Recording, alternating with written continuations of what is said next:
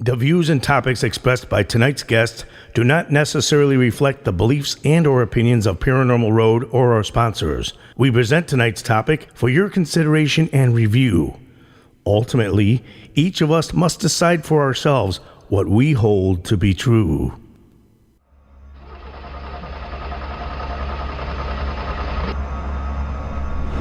Exploring unknown regions of our reality.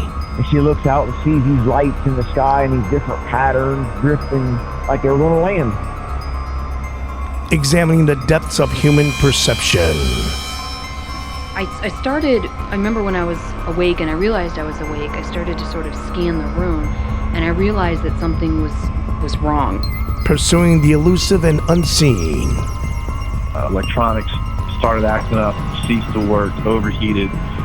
You have just entered a road of wondrous mystery. And so when we get around this bend in the road and this group of trees, we look up in the sky and there's this craft, and it is huge. A place where sometimes our darkest terrors dwell. I've never seen anything like this, and instantly I could feel the fear. You've just turned on to the Paranormal Road.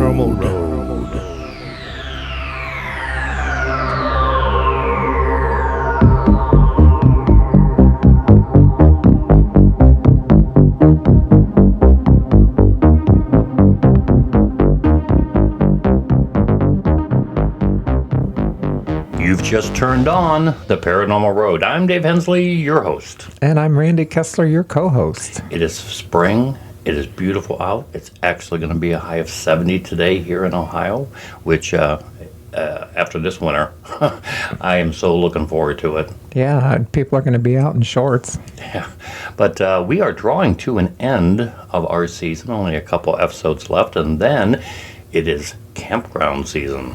That's it. We're going to be camping. Hopefully, we're going to still talk to people around the campfire and still come up with good ideas for next year. Yeah.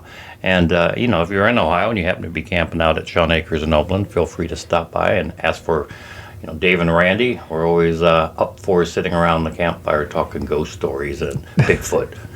And drinking and eating. That's what it's all about. That's why we work so hard in the winter months, so we can enjoy the summer months with great friends and good food. That's it.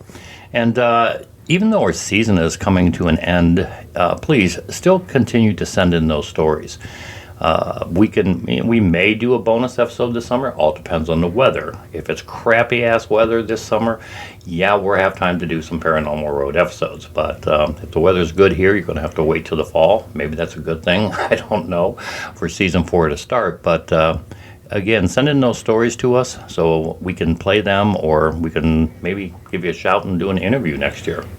Even anything that of interest to you, something that maybe we haven't already covered on Paranormal Road, or if suggestions. There's somebody that you may know you want us to interview, just drop us a line at paranormalroadpodcast@gmail.com.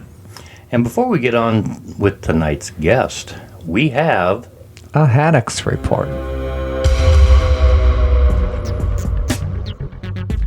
And now, professional UFO investigator on special assignment with Paranormal Road, it's William Haddox with the Haddox Report. This is William Haddox with the Haddox Report, and I have something really interesting this week. This is another report out of D.C., out of the Pentagon, to be precise. Former top intelligence official, which is John Ratcliffe, he was the head of the DNI, the Director of National Intelligence, was interviewed yesterday by Maria Bartiromo on Fox News. And she asked him point blank, what do you know about UFOs? Now, as I have mentioned in previous Haddox reports, in the stimulus bill, the coronavirus relief bill that was signed back in January, it was the final one from the Trump administration. In that bill stated by the beginning of June 1st to be exact, there will be full disclosure on what the government knows about UFOs and extraterrestrials, and it'll be released to the public. Now, John Ratcliffe being former National Intelligence Director, he wanted to get all of this information out before he left office, but according to him, they were not able to get it into an unclassified format so that they could release it. But he goes on to say that what we do know about, as far as the public is concerned, is only a tiny fraction of the stuff that they know about. Now, a lot of you may be familiar with the videos that have been released over the past year of the Navy and Air Force pilots seeing different unidentified flying objects off the coast of California around the Nimitz battle group when they were training. Now, Ratcliffe goes on to say there have been many other pilots and trained personnel that have seen things, as well as satellite imagery and other sensors that we have positioned around the world have all picked up way more of these objects than any of us have any idea about. And it's not just speculation. It's proven, hardcore facts. And it's stuff that we cannot replicate. The acceleration of these craft, as well as breaking the sound barrier with no sonic boom. That is something that we have never been able to accomplish. So under the coronavirus bill, as I said, money was appropriated for this year, 2021. It was called the Intelligence Authorization Act, and a large portion of that is for continued research into these unidentified aerial phenomenon. They don't want to call them UFOs, unidentified flying objects, because flying is not always the case. There's many other propulsion systems that could be looked at in a different manner. So they got unidentified aerial phenomenon, and that seems to cover about everything. But there's also been many reported underwater that have went faster than even our most sophisticated submarines. And due to the laws of physics, John Ratcliffe states that it is near impossible for this to be any of our adversaries, any foreign countries or anything, because physics just is something that as mankind we haven't learned to overcome. It seemed like an impossible feat.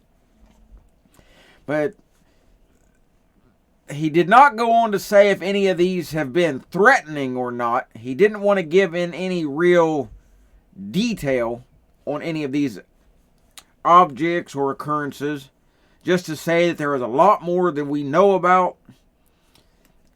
Yes, there is some weather that can cause disturbances on some of the sensors and satellites, visual disturbances. Like I said, our adversaries getting different technology or maybe being more advanced than we thought they were.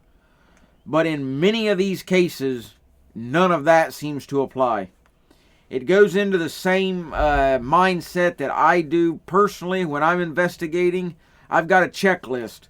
Not necessarily trying to prove what it is right away, but trying to prove what it's not. And once you narrow down everything, then you go into the more of the process of trying to figure out what it could possibly be. But you have to eliminate things like weather, military, or other civilian craft, drones a lot of times. Just numerous different things that you have to eliminate before you can really start digging into it. And in many cases, during that process, you figure out what it is, you can prove it, and you go on from there. But not in every case. Some cases that I've even dealt with have ended up being an unknown. Now, is that to say that every unknown is an extraterrestrial or a UFO type? Well, it would be a UFO or UAP because it's still unidentified. But unidentified does not always mean from somewhere else. But it's definitely a possibility. At least that is one instance that has not been completely ruled out. So when this is all released, I will definitely do a Haddox report. Maybe even go into a little more detail. Depending on how the information is released. I'm still expecting a lot of it to be highly censored. That's just a personal opinion. I don't really expect everything to just be dumped out there, but there will still be quite a bit of information that'll be released that may take some time to really go through, but I think it'll be quite interesting. Now, something I want to start new on the Haddox Report. I want to start a new way to kind of end these little segments with a question. Something just to make you think, depending on, what the related topic of that report was. And in this case, and this kind of goes along with the previous Haddox Report, of some in the UFO community as well as government insiders saying that certain people in our government are wanting to release things based on a planned fake alien invasion to get the last bit of control over the population. That could be. It's really hard to say for sure. One little side note, I saw this just a few days ago. There was a poll done online, and the number one celebrity that they said would be best to handle an alien invasion would be Arnold Schwarzenegger. I thought that was interesting. But the question that I want to pose is, for this week, if news came out on any of the news sites that you follow, whether it be TV, social media, or any of the other outlets, if it came out tomorrow, let's say at noon, you see this everywhere, that an alien invasion is imminent. They're expecting it within the next 72 hours for these beings to arrive. They got a 72-hour timeline. What do you do? What would be your first course of action? Let's say you're at work. Okay, we'll do this on Monday afternoon, noon. You're on lunch break, sitting in the break room, and they happen to have whatever news agency on the TV in the break room, and you hear this. Others start getting alerted on their computers through different sources. What do? You've got 72 hours before they're going to be here. Something to ponder. Something to kind of think about. You never can say, for sure, but I think it's something kind of interesting to ponder. And if anybody has any thoughts or ideas on this, I would love to hear them. You can get in touch with me at the Central Ohio UFO Reporting Center.us. Now, if you want to leave a comment, you can do that on the homepage, and that'll get emailed directly to me.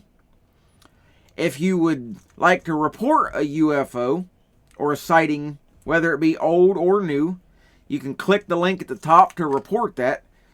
Now, this was recently brought to my attention, and I'm going to try to remedy this if at all possible.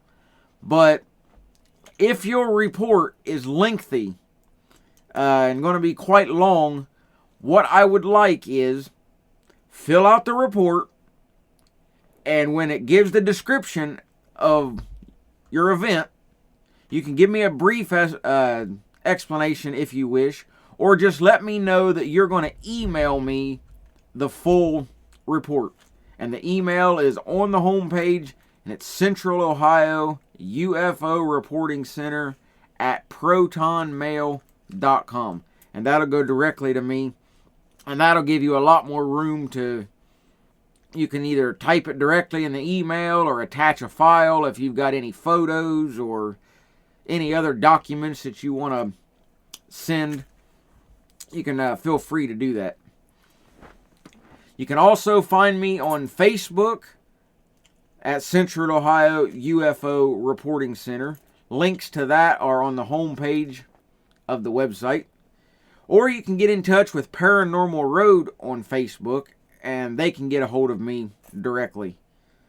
So, again, a lot of interesting stuff coming out in the coming months. If anything gets released ahead of time, I'll be sure to bring it to your attention. I don't really expect them to release it all until the deadline, But again, you got 72 hours before the invasion hits. What do you do? But one thing I can suggest, as always, keep looking up.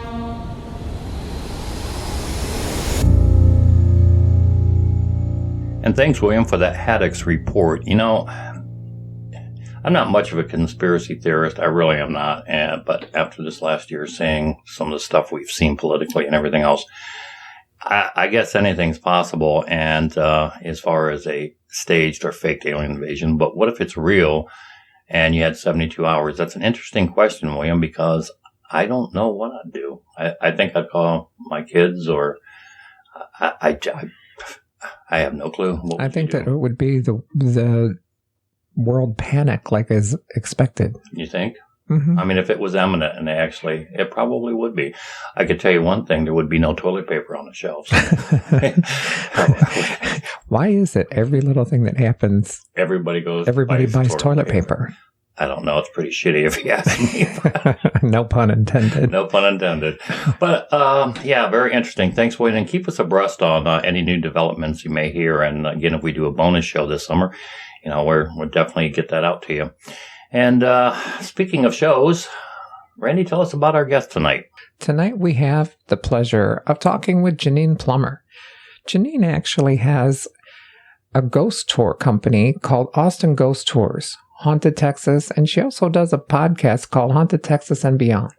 For those of you who have that interest to do tours and go to spooky places and have history stories told to you, if you have a chance to go to Austin, you definitely have to go on one of the tours with Jeanine. She's also been the creator, writer, and executive producer of a television show, Haunted Texas, for PBS. She's also been a guest on Bio Channel's My Ghost Story multiple times, in addition to the Travel Channel's Monumental Monuments.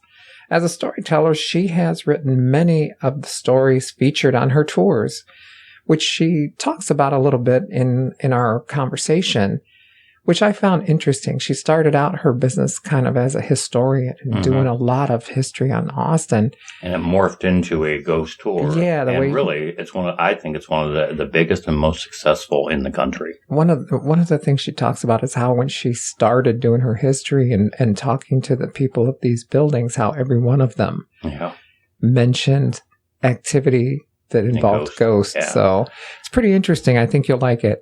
So without any further delay, meet Jeanine Plumer.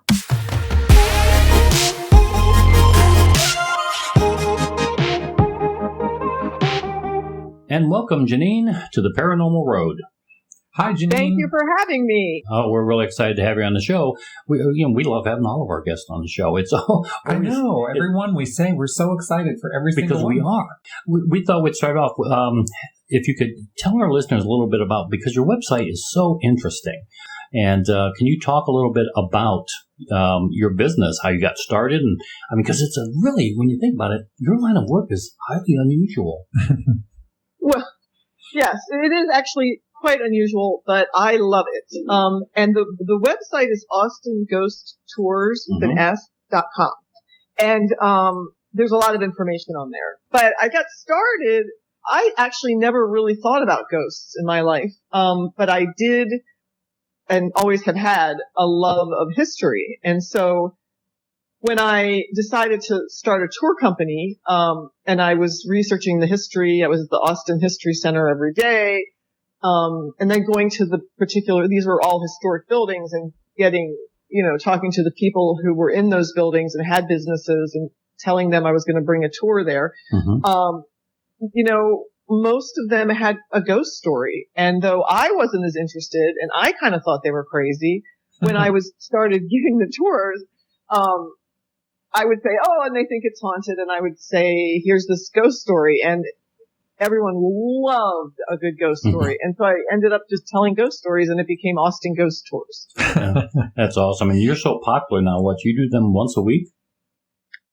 We do them at this time every Thursday, Friday, and Saturday. Wow. And on April 10th, we're going to start doing ghost tour and investigations at the old schoolhouse in Bartlett, Texas. Wow. Every Saturday. I'll tell you now, that's a lot of interest. What size is the typical group tour? 25. Wow, that's a lot. Incredible. Wow. Yeah. People are really interested in the ghosts in Austin. Yeah. Well, we've been around a long time, so you know. Obviously, that's credit to you and your work, because if you've been around a long time and you're drawing that kind of crowd, you guys are doing a hell of a job.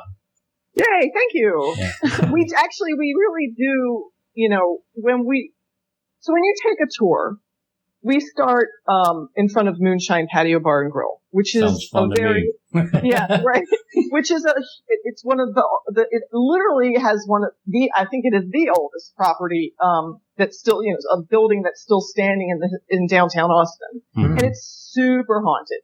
So you're starting off already at this haunted location, and people who go and have a drink because it's a patio bar and grill will start the tour with, "You won't believe what just happened to me," and we start the tour with the things that have happened to us in that building, because over the years we've developed a really good relationship with the beings that we can't see. They follow us around the tour. We've had people get scratches. I mean, it's just.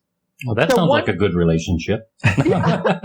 Scratches aren't bad. Yeah. They're not bad. It's just that my experience has been that the energy, when it kind of tries to get into our realm, it's so intense that it kind of does affect the skin in a scratch. I don't think it's ever evil or bad. But after we go to Moonshines, there's the Susanna Dickinson House and the O. Henry Museum. And they also are all obviously haunted, and we get close enough to them that it's not uncommon. I mean, we have pictures on the website of, like, you'll see the curtain move in the Susanna Dickinson house. And we have several people who've taken those pictures. And then now we just included the Museum of the Weird, because one of our tour guides works there and took an amazing, so there's a skeleton in that building.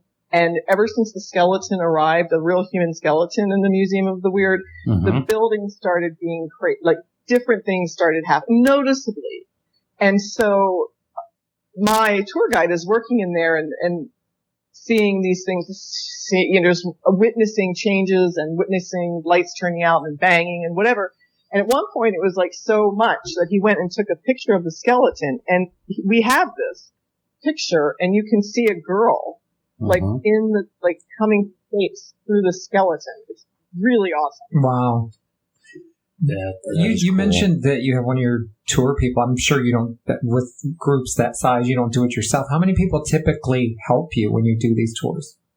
Monica has been giving tours with me for 19 years. Wow. And John Maverick started giving tours when he couldn't legally drink. He's like 38 now. Oh, okay. However that works out.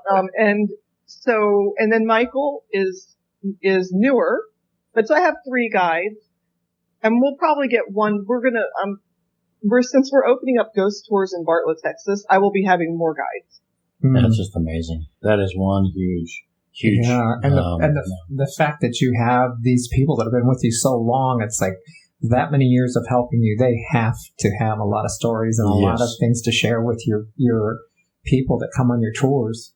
Yeah, all of them are personal experiences that they've had giving a tour, literally.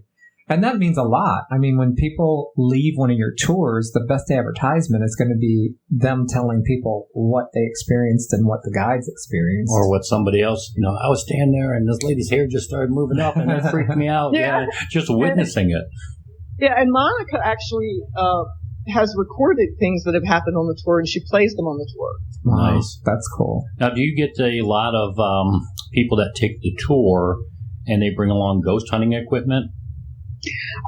So the tour guides are different. So everyone kind of does their own thing because everyone's passionate about something, not the same. So even with the dialogue, there's no written script. It's like very organic. And so Monica likes a lot of equipment. She always does a little bit of an investigation wherever she is. She's always like, hey, anybody there? And, John, on the other hand, does more, John Maverick, things happen to him, and then he referenced them, but he doesn't document them like Monica does. Mm-hmm. So Monica's the equipment gal, and Michael sometimes equipment, sometimes not. Sometimes when you get those big tours, it's hard to, especially because there was a pandemic. Right. It's hard to get to use them. Mm-hmm. Does that make sense? Yes.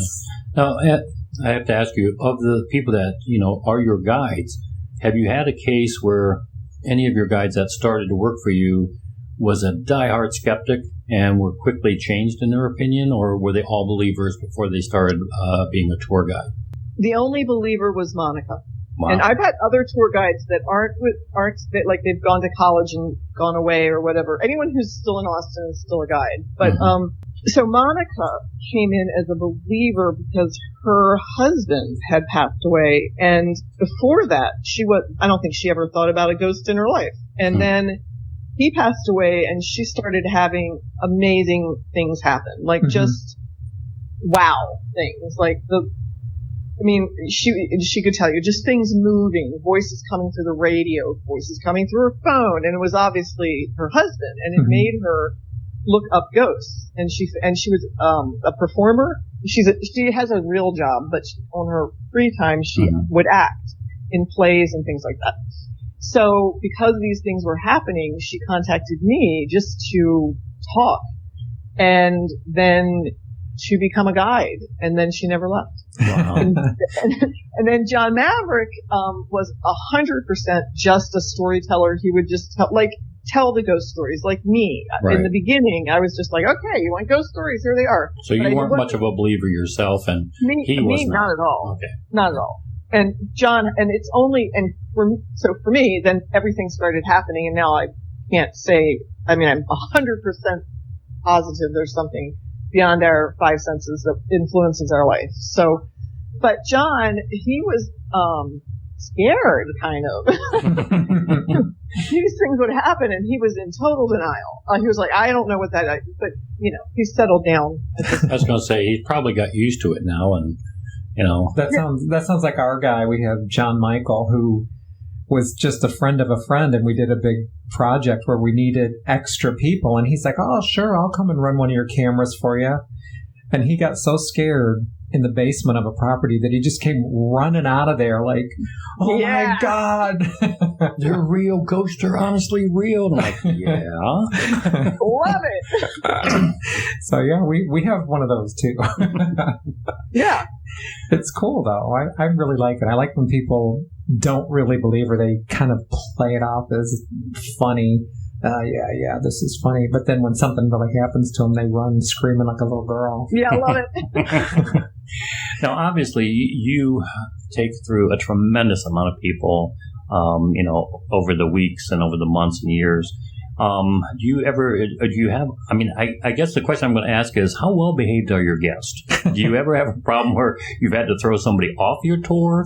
Or tell us some of those stories. I find those just as interesting as the ghosts. Are those the ones that are packing something in their backpack other than water? Yeah, definitely. That kind of thing happens for two reasons. One, people have been drinking way too much before the tour, yeah. Yeah, and then they just have no filter whatsoever, and it's usually they're skeptical, like and that's just the way it goes. Too opinionated. And I bet 9 out of 10 times it's guys. Yeah. Yeah. Actually, my clientele is predominantly women. Yeah. Ours too on investigations. Typically men don't believe in ghosts. It's funny though. It's always the wife that'll call and say, my house is haunted. Oh yeah. God, you know this. Yeah, my house is haunted, but my husband doesn't believe in this, so he's not going to be there tonight. He's going to go play poker with the boys. Can you come and do an investigation? Yeah, or they're there and they're sitting off into another area by themselves. And then by the time we leave, they're all up in our face telling us the ghost sticks, things that have experienced with them and change their tune. It's like, hey, wait a minute. Weren't you like an hour ago? You didn't even want to talk to us. Now you won't shut up. So it's predominantly women who are dragging their husbands, don't really want to go. And Yes. Yep. And around Valentine's Day, it's always the guy doing it for the girl. Yeah, it's definitely a culture thing. It's a culture thing, and I really think it has something to do with testosterone. And for some reason, men think that if they admit they believe in ghosts or even entertain the idea, somehow they become demasculinated. Yeah. It's true, though. It's so true. I can't tell you how many times the guy's like, yeah, whatever. But that is my experience as well. I'm just here because she's making me. Yeah, well, it's obvious, that she drug him there. But so there's always that. Mm-hmm. We have had, some people have had an actual experience, and then they are white the whole rest of the tour. And when something touches you, that is, the biggest thing to kind of get your head around. Mm-hmm. And that happens on our tours. Or we have phantom aromas that, the second most common form of a haunting is a smell. So we'll get these smells, and most times people won't say it out loud. They're thinking in it and experiencing in it, and then when the tour's over, they come and they say, unless it's like pulled hair, in which case they scream. But I was smelling my grandmother. My grandmother wore this perfume. So when you start talking about the invisible, it kind of comes around, and it doesn't necessarily have to be Austin ghosts that are in our tour. Right. It can be people around you. Right. We've experienced that as well. You think that, okay, we're here investigating a property, or you're there and you're making, contact with something, and then there's an unmistakable sign that it's your grandmother or that it's your dad. I mean, how it works, we don't know, but apparently they are able to cross through at certain points. And a lot of times that's good for the client, because they really didn't have that feeling or expectation that something was going to happen. And then when it does, it can be very emotional for them. And a lot of times it can give that little bit of closure that they may have needed. Mm-hmm. And that kind of makes up for the things that don't really happen that you were hoping would happen on it. But there's a lot of that. When you start acknowledging this, this whole dimension, it comes through, and it's always will if it wants to. Yep. Right. And I love when that happens, and usually it's somewhat validating. And I love the word closure. There's some kind of closure. Yeah, it's amazing. For those who think that they've lost their loved one and they're never ever going to hear from them again, it's and then wonderful. they hear something, it's satisfying. So, speaking of evidence and that kind of validation, before we go on break, you have some EVPs that you can play for us. Yeah. So I also have a podcast, and I have a podcast called Haunted Texas and Beyond. And so the very first episode, this is the first time I had ever attempted this. So not like you, I haven't been doing this, or it was just, I didn't even know what I was doing. But I gathered we barely do, but we're trying. Stephanie was there. She does audio, and I have a friend named Carla who's very, she hates the word psychic, but she is tuned in, and she can see and feel and hear things that we don't. Right. And so I had invited her to have just an interview, just ask her what's it like to, see these things and walk through life in this way. And at the end of that, so we talked, and at the end of the interview, she says, I said, do you have a ghost story? And she says, I do. And this has been with me for years. I went to the Texas State Cemetery, where a gentleman named, Chris Kyle was buried, and he is what is known as in the movie, The American Sniper. I think that's what it's called. Yeah. And she had been with this other couple, and they were looking for his grave, and they were walking and looking for his grave, and they never saw it. And then it was getting dark, and so it was like, okay, they went back to their cars. She said goodbye to them. She went to her to get in her car, and she heard a voice very clearly saying, I'm right here. You can just follow me. I'm right here. And so she follows this voice, and there it is, it's very close to the entrance. And he was speaking to her, and he was saying, I'm really there's something, here's her interpretation was something was being misrepresented. Mm-hmm. That he wasn't sad, he wasn't unhappy, he just felt like he was misrepresented. But it was getting dark, and there was like some other person in the cemetery. She's not familiar with downtown Austin. And so she's like, I'll come back, I promise. He clearly was trying to communicate to her. So she says, I'll come back, I promise. And then she never does. Mm. And so she tells the story in my house. And then I say, okay. And she was genuinely sad that she never followed through with that. Mm-hmm. So she leaves. And I put my dogs out and I close the door very firmly so that, I don't want them to come back in. They've been in the house, whatever. And I go upstairs to my bedroom and I hear my dogs run upstairs. And I come downstairs and the door is closed tightly shut. It's not been opened at all. And so my one dog is shaking. It's just like terrified. And so I'm thinking, hey, anybody here? Chris Kyle? Hey guy. But then we decided to make the second podcast to be me telling that story of what happened, right? Mm-hmm. So, there was other things that happened in my house that particular afternoon, but this podcast is not long enough. So, you can go to Haunted Texas and Beyond. It became a 4-part series called Military Ghosts. And, so then I have her back so I can talk about what happened. Mm-hmm. And she comes in the house. I have my audio guy, Dennis. I have my audio, Stephanie. And the storm comes, like, as soon as we start talking about what happened.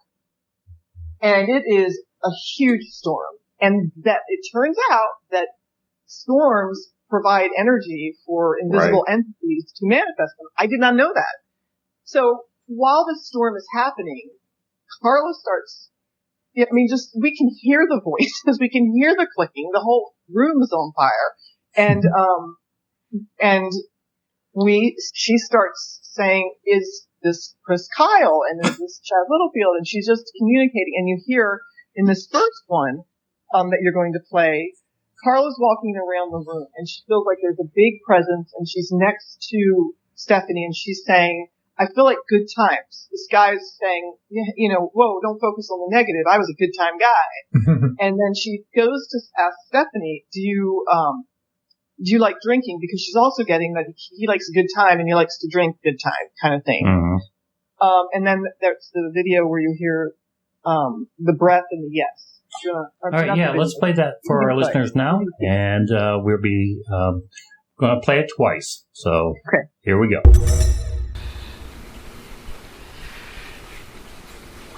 Carla's walking around the room, and she's using her body as her conduit to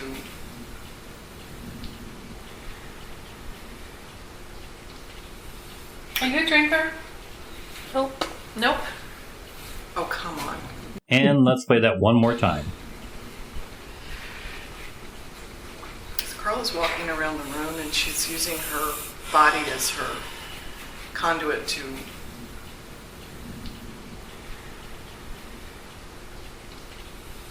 Are you a drinker? Nope. Nope. Oh, come on. Wow. That was pretty cool. Pretty clear. Were you surprised when you played that and heard it back? Oh man, there was so much. It was a constant communication throughout the whole storm. And then, so was I surprised? Well, actually, we played then because I love experimenting with. I believe sound is the greatest way that they can communicate. We then played in part 3. We played that second episode back. Talk about for part 3, and then they're back again. There's constant talking. But, and you hear in this next one, you hear me say, and I believe it's those two gentlemen, because we identified that they were the people in the room, and they were clear about it. And then you can hear this. I use that as a tool to help in whatever the communication is that's out there. It's trying to communicate with us, and I believe it's those two gentlemen, and it's what we do. So. And let's play that one more time. I use that as a tool to help in whatever the communication is that's out there. It's trying to communicate with us. And I believe it's those two gentlemen. And it's what we do. And so. Yeah, that's pretty clear. Yeah, I could hear it. Yeah. And again, what was your reaction when you played that back? Like, that was an oh shit moment? Yeah, it was actually more like trying to be cathartic to them or something, in that they so much wanted to communicate, that it was, I always get a little quiet. I think, what message do I need? Because as we do know, that sometimes all it is a knowledge, and it can create a release of energy. Just, when you find a location when there's spirits, and that spirit is maybe trying to communicate, as soon as, you don't have to tell anybody, but as soon as that message is understood, then it gives some more energy. Yeah. Then it's like, almost like they get excited on the other end. Yeah. So I was very thoughtful, actually, but, of, what I could do to. Mm-hmm. And what about the last EVP you sent us? So that is, Dennis Foley, who is an audio engineer, and he is talking about how sounds, the sound of the rain is allowing these entities to manifest, to make sound. And so and what he's saying is then affirmed. So these are all spots where I'm hearing something underneath the current of the conversation that we're having, or within the silent moments here. And they usually manifesting when rain hits something, or a knocking occurs, something like that. So and that's an echo of when you were on the telephone and I was talking. It was an energy from my voice coming through the sound of the phone and onto your ear that was able to pick up that and make a intelligible something. And it wasn't your voice. No, it was saying your words. It was repeating what I said, yes. which is Chad Littlefield's was there, and it repeated that back. And can you, Dennis, just give us an idea of what equipment we have here that is how is this picking up the sounds? Wow, that was really cool. Yeah, it was. It was cool. Affirmation. And, well, it is time for a break. And when we come back, there's a topic that we talked to you a little bit about that we want you to share with our listeners. And it's really cool. You want to talk about ghost towns? Stick with us. We'll be back on the Paranormal Road right after break. My heart's been ripped wide open. So many mixed emotions. It's like I finally noticed I've been set free. I've been set free. I spent a lifetime running, fearing what I'd become if I stopped playing goalie on all of my thoughts. Yeah, speaking out straight from my heart, but now I see. Oh, I see this love is taking over, breaking through my chest and overflowing. With every single beat, it pulls me closer, closer to you. I'm never gonna hold back being someone to lean on. I'll always be that 2 a.m. phone call when you need one. When everything in life is getting harder to shoulder, I'll be your soldier. My heart's been ripping wide open, open, open, open, wide open.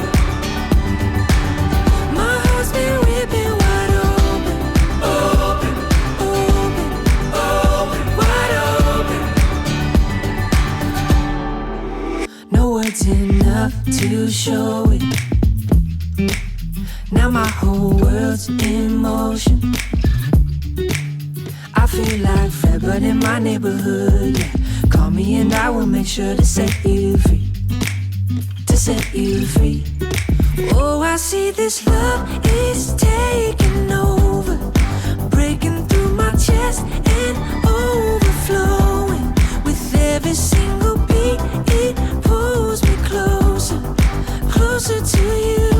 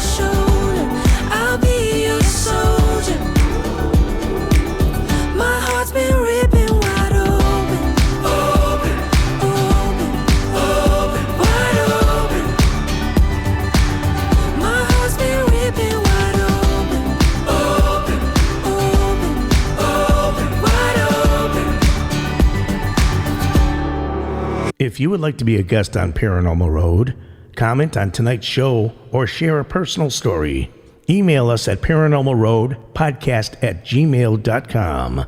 Again, paranormalroadpodcast@gmail.com.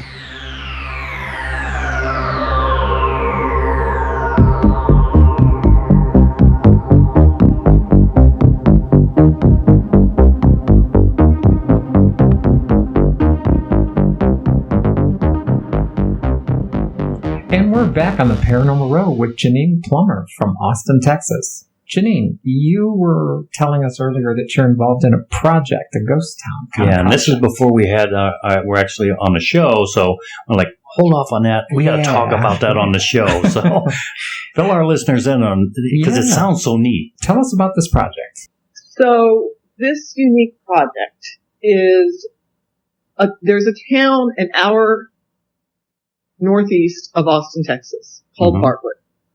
And it was and is cotton country and cattle.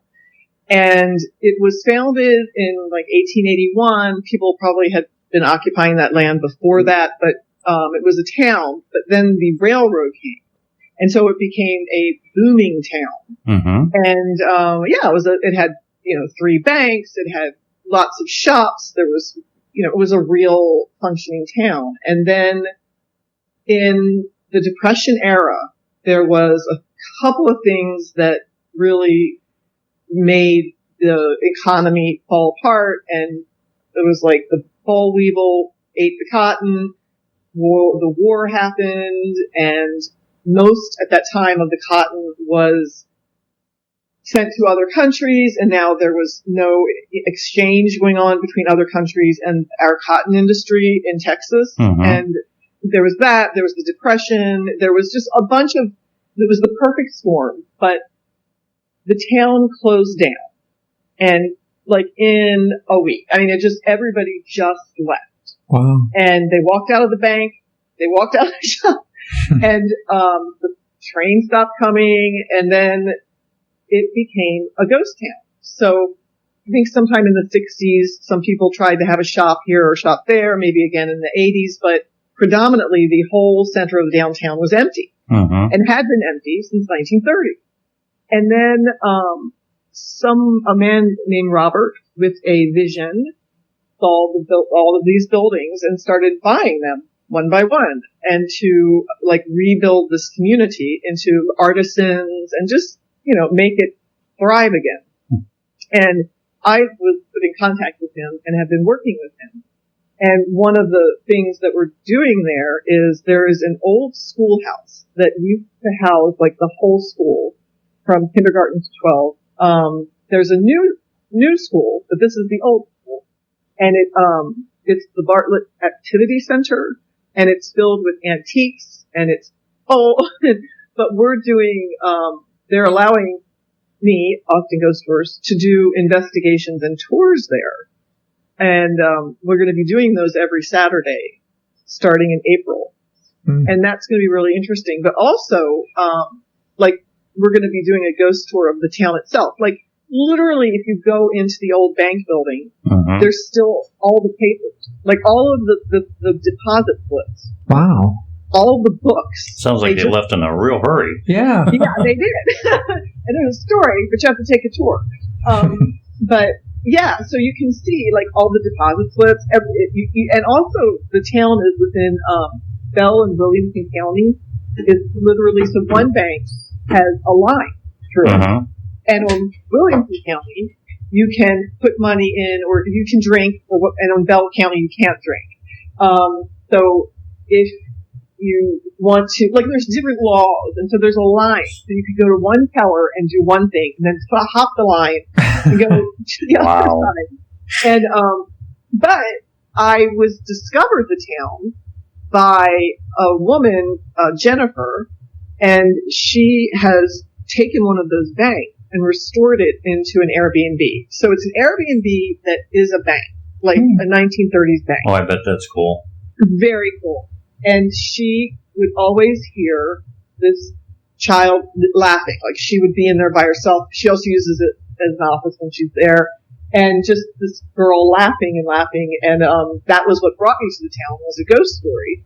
And then I was like, I love this place.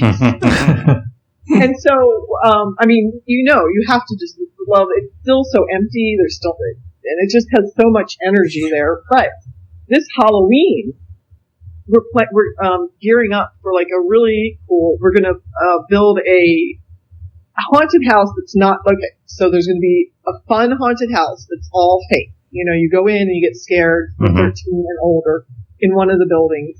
But then, if you want to really know what a ghost experience is, you walk, 5 blocks to the old schoolhouse where we're going to, I'm 100% sure, find lots of things happening that don't make any. So it's like the fake and the real. That sounds really cool. Is the whole town kind of, I mean, are there other buildings that are kind of like that where they just like bolted and there's still stuff laying around? Are there residents living there, like a house or anything? So there are about 5 people who live in the town. Oh, wow. That's their house. I bet they have stories. Yes.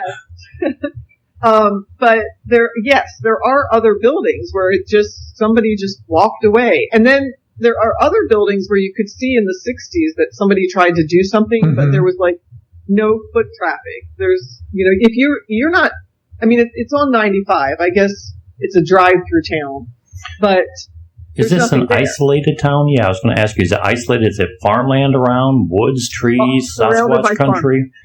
Surrounded by farmland. Wow. Cotton and cattle. So it's one of those things where people would drive through and say, oh, this is a neat abandoned town, and just keep right on driving. Oh, yeah, there was no reason to stop unless you had to get gas. I mean, there's nothing. Well, there's a reason now. Yeah. And so I'm talking about the center of the downtown. Mm-hmm. Surrounding the area is a population of like 1,600 of people that are mostly farmers. Yeah. Or work at schools or whatever. So it's a small town, and maybe every 20 minutes to 30 minutes is another small town. Okay. Yeah, we have towns like that in Ohio. Yeah. Oh, yeah, you do. Yeah. So go buy one. Yeah. Mm-hmm. I'll do that as soon as I hit that big lottery. It's really, I have enjoyed being a part of the vision. Yeah. That sounds so exciting. It is cool. And then just, you can expand on that, because as things unfold in that town, I'm sure there's going to be more ghost activity unfold in that town along with it, and you're going to be a part of it. Yes, and I'm really, I've spent a lot of very much quiet time thinking about, so think of all of those, you and I believe that in ghosts and spirits, but that have been just kind of hanging around there and maybe not knowing anything has changed. And the opportunity to find out who has a story they want to tell. Right. That is so exciting. Like there's beings, there's, spirits that are there that probably are just waiting to tell. They're going to be elated. Yeah, you're going to have a lot of, I think, activity, and it's going to increase dramatically. And I'm going to be listening. I'm like, tell me your story. And then what my experience has been is that when you tell it over and over again, it becomes a bigger story. And you get more information. And it's never like, a famous person or, any kind of famous person. It's the locals. The locals. It's the regular people. And to hear a regular person have a story is, I think, what makes my job the greatest job in the world. I was just going to ask you that, so it makes a good segue into that. What is it about your job, of all these years of doing this, what is it that you enjoy the most? Is it the people? Is it the ghost? It's definitely the ghosts. It's definitely changing a vibration.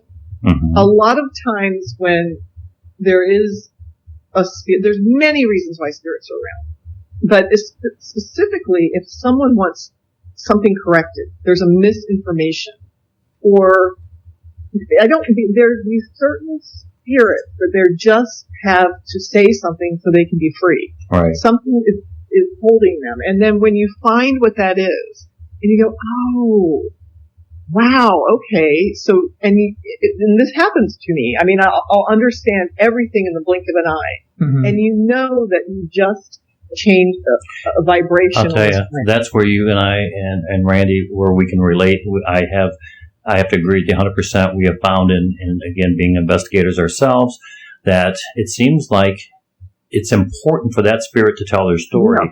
And once we understand that story, they start telling that story, it is so much easier for them to move on. And you're absolutely right there. It's like there's a need for them to tell a story. And the trick is being able to listen and understand that story. Yep. And the way to listen and understand is to be very quiet and to know that it comes in pieces. And once that puzzle comes together and you go, oh yeah. Yep. And then, man, it's You're right. beautiful. It's almost like playing Clue. It's investigative, but it's putting the pieces together. And as they come together, it makes it so much like a light bulb goes off. And it's like, that's when, again, when we're doing investigations with residents in people's homes, that's when we can have the best success of ending that haunting once we realize what that spirit was trying to say. Yeah. And Jeanine, time has just flown by. We absolutely love to have you on the show. We want you to take a couple of minutes to tell our guest how they can find out more about you, your book, how to get a tour. Oh, yeah. And all those people that want to come to Austin and definitely want to come to Austin to take a tour with you. Sure, if you're a ghostie. We love the ghosties. But yeah, so Austin Ghost Tours, .com, and my book is Haunted Austin, and my podcast is Haunted Texas and Beyond. And that is on it's based out of RenegadeRadio.net, but you can get it. It's on Apple, it's on iHeartRadio, it's on everywhere. Mm-hmm. So it's easy to find. Haunted Texas and Beyond. And I did speak about in this interview, we did, on Haunted Texas and Beyond is the Military Ghost Special, which was turned into 4 episodes when it was supposed to be not it's a wild ride. And it's worth listening to. And this is in Halloween 2021 in Bartlett, Texas. It's going to be awesome. And we will be starting investigations, and you'll find out about that on our website. We're definitely going to have to touch base with you after that and find out how it's going. We will certainly share any links that we can to promote and get people to Austin. Thank you. Well, there's a lot of people in Austin. Austin got bigger. They're still coming. Well, again, we want to thank you so much for being on the Paranormal Road. Yes, Jeanine, it was awesome. Thank you so much. Thank you for inviting me and reaching out to me. This is great. And I'm looking forward to what you do and just looking at your work.